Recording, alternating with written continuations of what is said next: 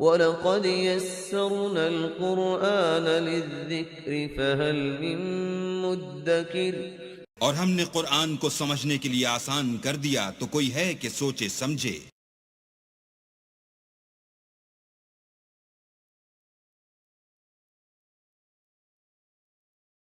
اعوذ باللہ من الشیطان الرجیم۔ پناہ مانگتا ہوں میں اللہ کی شیطان مردود سے۔ بسم اللہ الرحمن الرحیم۔ شروع اللہ کا نام لے کر جو بڑا مہربان نہایت رحم والا ہے۔ وَلَا تَكُونُوا كَالَّذِينَ نَسُوا اللَّهَ فَأَنسَاهُمْ أَنفُسَهُمْ أُولَئِكَ هُمُ الْفَاسِقُونَ۔ لا يستوي أصحاب النار وأصحاب الجنة، أصحاب الجنة هم الفائزون۔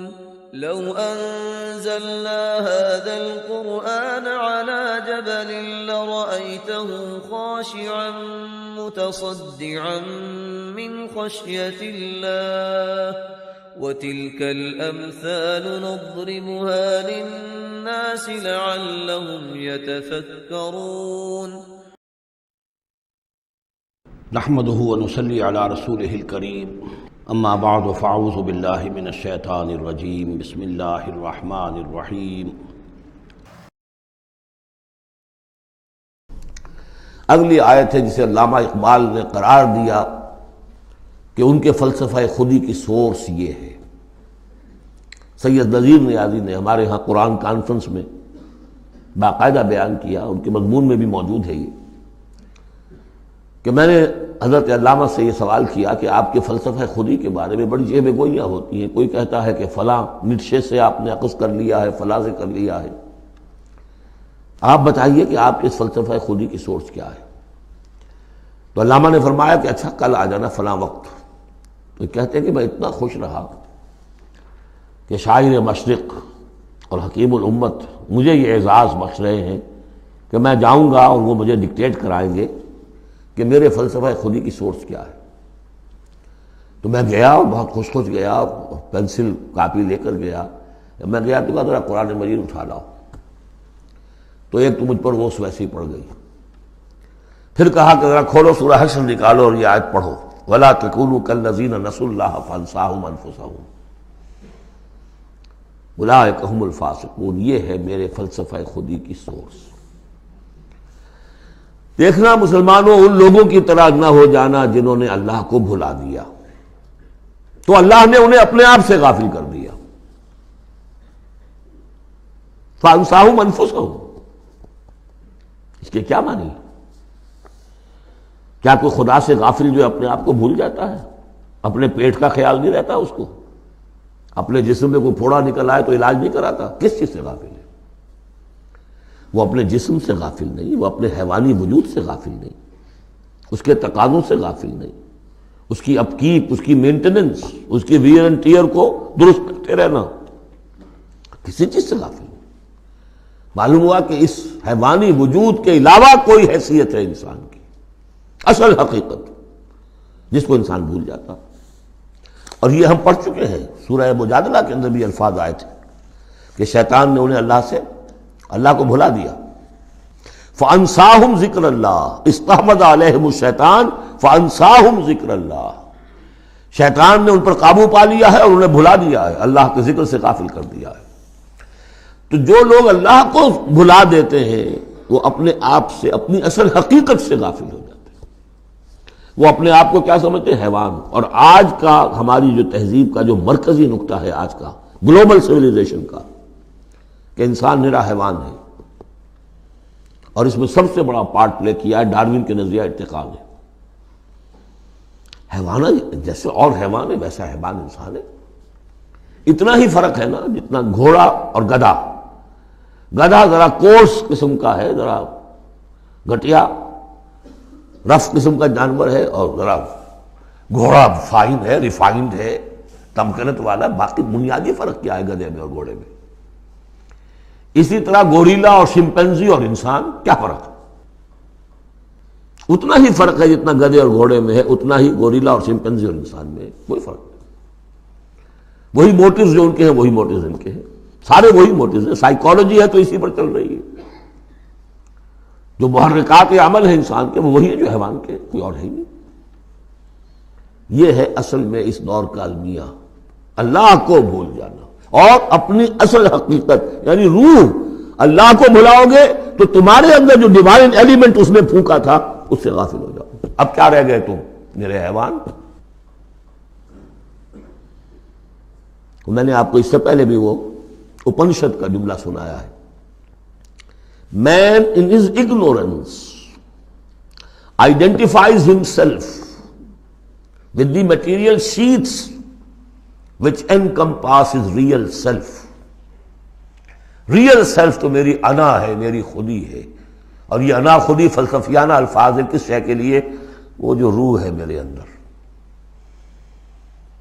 ہے، نور تجلی بھی اسی خاک میں پنہاں، غافل تو نرا صاحب ادراک نہیں ہے۔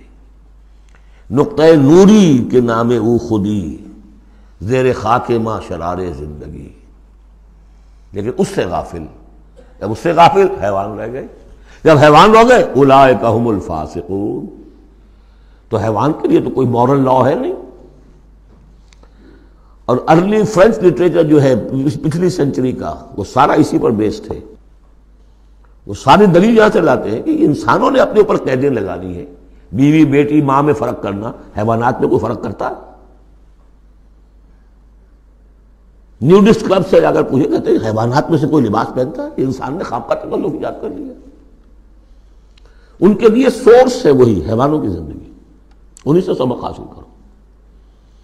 یہ ہے انسان کے اندر صرف حیوان نہیں ہے، جیسے کہ شیخ سعدی نے کہا تھا آدمی زیادہ طرفہ معجون است از فرشتہ سرشتہ وز حیوان۔ یہ جو انسان ہے آدم زاد، یہ ایک معجون مرکب ہے، اس میں فرشتہ بھی، سرشتہ کہتے ہیں گوندنے کو، آٹے کو پانی کو ملا کر گوندتے ہیں آپ، یکجان کرتے ہیں، تو از فرشتہ سرشتہ وز حیوان، اس میں ایک فرشتہ بھی ہے ایک حیوان بھی ہے، دونوں گندے ہوئے۔ فرشتہ ہے روح، عالم امر کی شے، اور وہ نور سے پیدا کیا۔ روح بھی روح، عالم امر کی شے، یسألونک عن الروح قل الروح من امر ربی، یہ بھی نور سے پیدا کی گئی، نقطۂ نوری یہی ہے۔ تو ولا تکونوا کالذین نسوا اللہ فانساہم انفسہم اولئک ھم الفاسقون۔ لا یستوی اصحاب النار واصحاب الجنہ، دیکھو برابر نہیں ہو سکتے آگ والے اور جنت والے، اصحاب الجنۃ ھم الفائزون، یقیناً جنت والے ہی کامیاب ہوں گے۔ اللہم ربنا اجعلنا منہم، اللہم ادخلنا الجنۃ مع الابرار، اللہم اجرنا من النار، یا مجیرو یا مجیرو یا مجیر۔ اس کے بعد آیت آئی ہے قرآن مجید میں، عظمت قرآن کے بیان میں عظیم ترین آیت، لو انزلنا هذا القرآن على جبل لرأيته خاشعا متصدعا من خشیۃ اللہ۔ اگر ہم اس قرآن کو اتار دیتے کسی پہاڑ پر تو تم دیکھتے کہ وہ دب جاتا، متصدعا پھٹ جاتا، من خشیۃ اللہ، اللہ کے خوف سے۔ میں نے جو شروع میں تعارف قرآن پر جو گفتگو کی تھی اس میں اس کا حوالہ دیا تھا عظمت قرآن کے لیے۔ قرآن ایز سچ، قرآن فی نفسہ ہی اس کی عظمت کیا ہے، ایک ہے قرآن کی افادیت کیا ہے، دو چیزیں جدا ہیں۔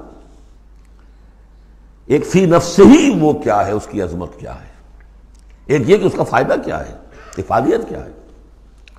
افادیت پر بہت سی آیت پڑھ چکے، لیکن خاص طور پر دو آیتیں سورہ یونس کی، یا ایھا الناس قد جاءتکم موعظۃ من ربکم وشفاء لما فی الصدور وہدی ورحمۃ للمؤمنین قل بفضل اللہ وبرحمتہ فبذلک فلیفرحوا ھو خیر مما یجمعون۔ لیکن قرآن فی نفسہ ہی، اگر ہم اسے اتار دیتے کسی پہاڑ پر تو تم دیکھتے کہ وہ دب جاتا، پھٹ جاتا۔ اور اس کے لیے میں تشریح کر چکا ہوں، سورہ اعراف میں جو معاملہ ہوا تھا کہ حضرت موسیٰ علیہ السلام نے عرض کیا تھا اللہ سے رب ارنی انظر الیک، اور اللہ نے فرمایا کہ تم مجھے نہیں دیکھ سکتے، لن ترانی ولکن انظر الی الجبل فإن استقر مکانہ فسوف ترانی، ذرا اس پہاڑ کو دیکھو، ہم اپنی ایک تجلی اس پر ڈالیں گے، اگر وہ سہار جائے، کھڑا رہ جائے اپنی جگہ پر، برداشت کر جائے، تو تم بھی سمجھنا کہ ہاں ہمیں دیکھ سکو گے۔ فلما تجلی ربہ للجبل، جب اس کے رب نے ایک اپنا پرتو، ایک جلوہ، ایک تجلی کیا ہے؟ روشنی، ایک نور، اس نور کا جو اللہ نے تعالی نے وہ پرتو ڈالا اس پہاڑ پر، جعلہ دکا وخر موسیٰ صعقا، وہ ریزہ ریزہ ہو گیا، اور تجلی باری تعالی، ذات باری تعالی کی تجلی کے بالواسطہ مشاہدے کا اثر ہوا ہے کہ حضرت موسیٰ بے ہوش ہو کر گر گئے۔ اب نوٹ کیجئے، یہ بالکل وہی بات ہے جو تمثیل کی شکل میں آ رہی ہے۔ فرق کیا ہے؟ وہ تجلی ذات تھی باری تعالی کی، یہ تجلی صفات ہے۔ کلام اللہ، اللہ کا کلام ہے، کلام متکلم کی صفت ہوتا ہے، اس کی بھی تاثیر وہی ہے جو ذات باری تعالیٰ کی تاثیر ہے۔ اس کو علامہ اقبال نے ادا کیا ہے، فاش گویم آنچ در دل مضمرست، میں صاف ہی کھول کے بیان کر دوں جو میرے دل میں مضمر ہے، چھپی ہوئی بات ہے۔ این کتابیں نیست چیزیں دیگر است، یہ قرآن کتاب نہ سمجھو، اسے کتاب نہیں کچھ اور ہے۔ کیا ہے؟ مثل حق پنہاں ہم پیداست، آج ہم نے وہ آیت بھی پڑھ لی، الظاہر والباطن، اللہ الظاہر بھی ہے الباطن بھی ہے، تو ذات باری تعالیٰ جیسے الظاہر بھی ہے الباطن بھی ہے، اسی طرح مثل حق پنہاں وہ ہم پیداست، یہ چھپا ہوا بھی ہے اور ظاہر بھی ہے، سامنے بھی ہے۔ اس لیے میں بیان کر چکا ہوں وہاں سورہ واقعہ میں، لا یمسہ الا المطہرون، جب تک کہ اندر پاک نہ ہو چکا ہو قرآن کے حقیقی معرفت اور معانی تک انسان پہنچ نہیں سکتا، چھلکوں تک رہے گا، ہڈی ہوگی اس کے ہاتھ میں، گودا نہیں ہوگا اس کے پاس۔ ناز قرآن مغزہ برداشتے، استخاں پیش سگاں انداختے، مغز تک نہیں پہنچ سکتے۔ وہ ہے اصل میں قرآن مجید کا معاملہ کہ تجلی صفات باری تعالی، صفت ہے کلام کی، اور کلام میں آپ کو معلوم ہے متکلم کی پوری شخصیت جو ہے منعکس ہو جاتی ہے۔ کوئی شخص ہے، کوئی بھٹیارن ہے، کوئی اور ہے، بڑمونجا ہے، اب ان کی اپنی زبان ہے، ان کا ایک جملہ آپ سنیں گے پتہ چل جائے گا یہ کون بول رہا ہے، یہ کون بول رہی ہے، اس لیے کہ پوری شخصیت، ان کا ذہن و فکر کا حدود اربع، ان کی تہذیب و تمدن کے ساتھ کس درجے ان کا کوئی تعلق ہے یا نہیں ہے، سب واضح ہو جائے گا۔ تانک بازی راگ پایا، تو اللہ کا کلام ہے یہ۔ لو انزلنا هذا القرآن على جبل لرأيته خاشعا متصدعا من خشية الله وتلك الامثال نضربها للناس لعلهم يتفكرون، اور یہ مثالیں ہیں جو ہم لوگوں کے لیے بیان کرتے ہیں تاکہ وہ فکر کریں، غور کریں، سوچیں۔ بارک اللہ لی ولکم فی القرآن العظیم ونفعنی وإیاکم بالآیات والذکر الحکیم۔